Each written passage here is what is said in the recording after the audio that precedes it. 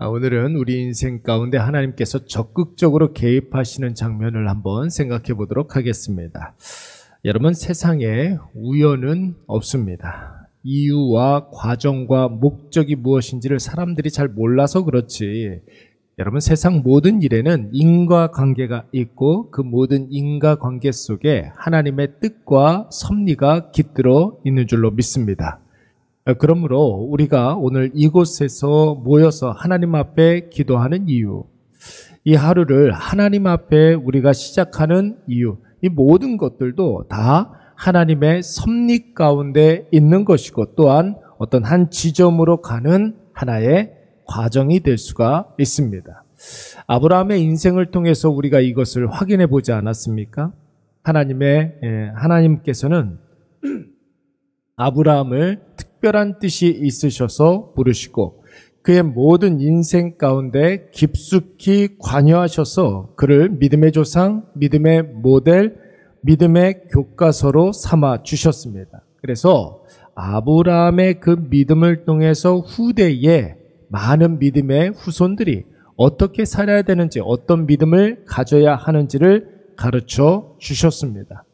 그래서 여러분, 이삭을 한번 보십시오. 물 흘러가는 대로 사는 듯해 보였고 무색, 무취인 사람처럼 보이지만, 여러분, 그 이삭을 통해서 하나님께서 가나안 땅을 주시마 했던 모든 약속들이 다 성취하게 됩니다. 여러분, 야곱은 어떻습니까? 자기 자신밖에 모르고 때론 많이 흔들리는 그런 사람이었지만 그를 통해서 이스라엘의 12개의 지파가 생성되어지고 형성되는 그런 모습을 우리가 볼 수가 있습니다. 여러분, 이 모든 것들이 거대한 하나님의 섭리요, 역사일 뿐만 아니라 하나님께서 우리에게 하신 그 약속을 이루어 가시는 과정들이고, 또한 하나님만의 독특한 하나님 증명 방식인 줄로 믿습니다. 사랑하는 여러분, 꼭 기억하십시오. 하나님은 우리에게 해주신 그 말씀, 우리에게 주신 그 말씀을 이루어 가시는 그 과정을 통해서 하나님 자신을 증명해 내십니다. 그래서 하나님께서 우리에게 주신 그 말씀을 오늘 어떻게 이루어지는지 그것을 보게 되면 하나님께서 우리를 얼마나 사랑하시는지, 또 우리를 어떻게 인도하시는지가 우리 눈에 보이게 되는 것이죠. 여러분, 그래서 말씀을 주시는 하나님을 믿으시기 바랍니다. 하나님께서 우리에게 말씀을 주실 때에 그 말씀을 완전히 나의 것으로 소화하여서 하나님께서 그 말씀을 어떻게 성취해 가시고, 또한 그 과정에서 저와 여러분을 어떻게 사용해 주시는지 여러분 똑똑히 목도하시고, 살아계신 하나님, 전능하신 하나님, 우리의 아버지 되신 하나님을 체험하시는 저와 여러분이 되시기를 간절히 축원합니다. 여러분, 오늘 본문의 말씀을 통해서 요셉이 부사일생으로 살아나는 사건을 우리가 만나게 되죠. 여러분, 르우벤이 등장하기 전까지는 요셉은 살았으나 죽은 목숨이었습니다. 요셉의 형들이 요셉에 대한 억한 심정을 억누르지 못하고 분노가 하늘을 찌르고 있었기 때문에 여러분, 그 누구도 요셉을 죽이는데 반대하는 사람이 한 사람도 없었습니다. 그러나 그 무리 중에 가장 리더격이라고 할 수 있는 르우벤이 나타나서 요셉을 죽이기는 하되, 여기 요셉을 죽이자, 그런데 우리 손에 피를 묻히지 말고 죽자, 저 구덩이에 던져 넣어서 스스로 알아서 죽도록 내버려 두자, 이렇게 이야기합니다. 그래서 다른 형제들이 이 말에 동의하고 요셉이 도착했을 때 그의 형들이 요셉의 채색 옷을 벗기고 구덩이에 요셉을 던지게 하는 것이죠. 스스로 죽도록. 그 구덩이에 물이 한 방울도 없었다고 그랬습니다. 그런데 여러분, 여기에서 한 가지 생각하지 못했던 놀라운 일들이 벌어집니다. 여기에서 생각하지 못했던 한 사람이 등장하게 됩니다. 여러분, 생각하지도 못했던 그 상황이 무엇입니까? 25절 말씀에 보니까 한 무리의 이스마엘 사람들이 길르앗에서부터 오고 있었다라는 것이에요. 여러분, 그 사람들은 어떤 사람들이었습니까? 향품과 유향과 모략을 싣고 어디로 가고 있습니까? 당시의 최강의 나라라고 할 수 있는, 최첨단의 도시라고 할 수 있는, 최고의 권력이 있었던 애굽으로 장사하러 가는 사람들이었습니다.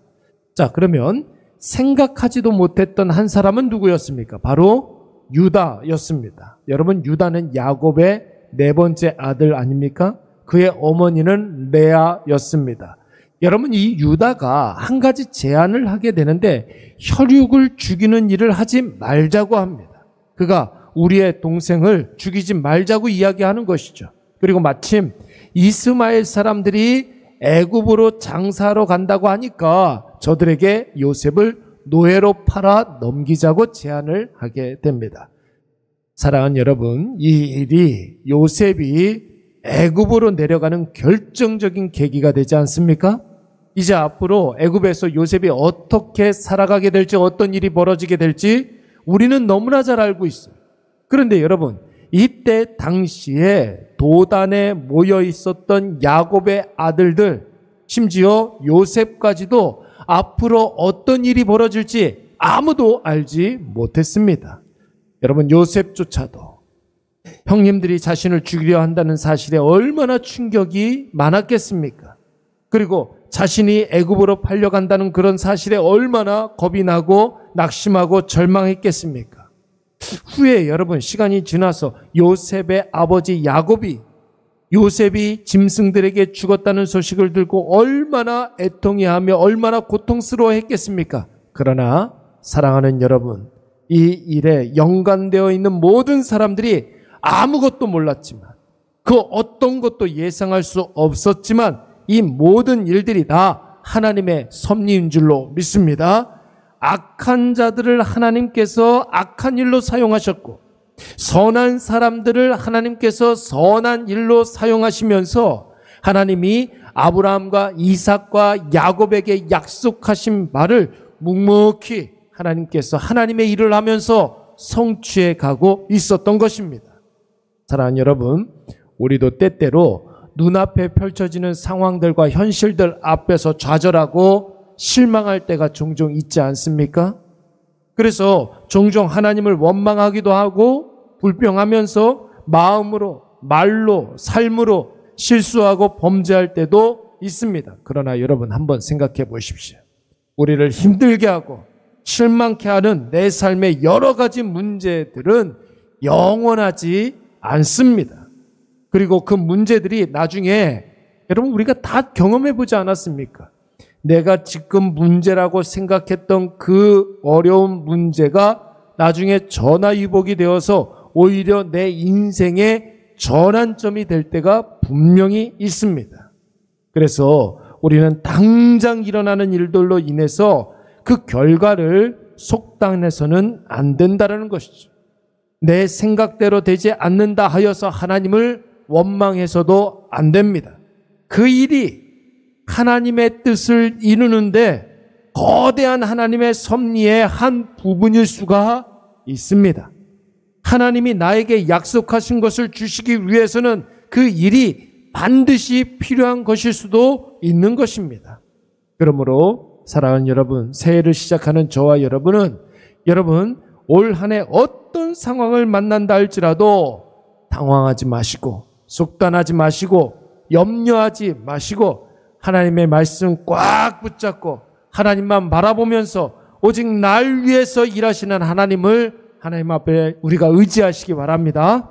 하나님의 말씀을 가진 자는 여러분 반드시 승리합니다. 결국 깨닫게 될 줄로 믿습니다.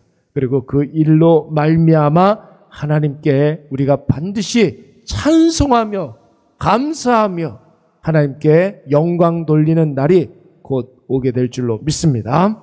오늘 특별히 우리가 신년 특별 집회 마지막 날인데 여러분, 이번 한 주는 하나님 앞에 우리가 결단하며 하나님 앞에 나아가는 한 주가 되어야 합니다. 기도에 집중하시고 기도할 때 하나님 아버지께서 우리에게 말씀으로 분명히 확신을 주실 것입니다. 그 말씀을 올 한 해 어떻게 이뤄가시는지 우리의 두 눈으로 똑똑히 목도하시고 하나님 아버지만 바라보시는 저와 여러분이 되시기를 간절히 축원합니다. 우리 이 시간 말씀을 생각하면서 한번 기도하도록 하겠습니다. 내 앞에 일어나는 일들로 인해서 하나님 앞에 우리가 일희일비하지 아니하도록 주여 도와주시옵소서 기도하시고, 결국은 우리가 반드시 승리하게 될 터인데 그 이김을 확신하면서 어떤 순간이 온다 할지라도 여러분 우리가 흔들리지 아니하고 실수하지 아니하고 원망하지 않게 하여 주시옵소서 기도하시기 바랍니다. 그리고 나의 죽음까지도 하나님의 영광이 되게 하여 주시옵소서. 우리 이 시간 다 같이 한번 통성으로 기도하도록 하겠습니다. 사랑과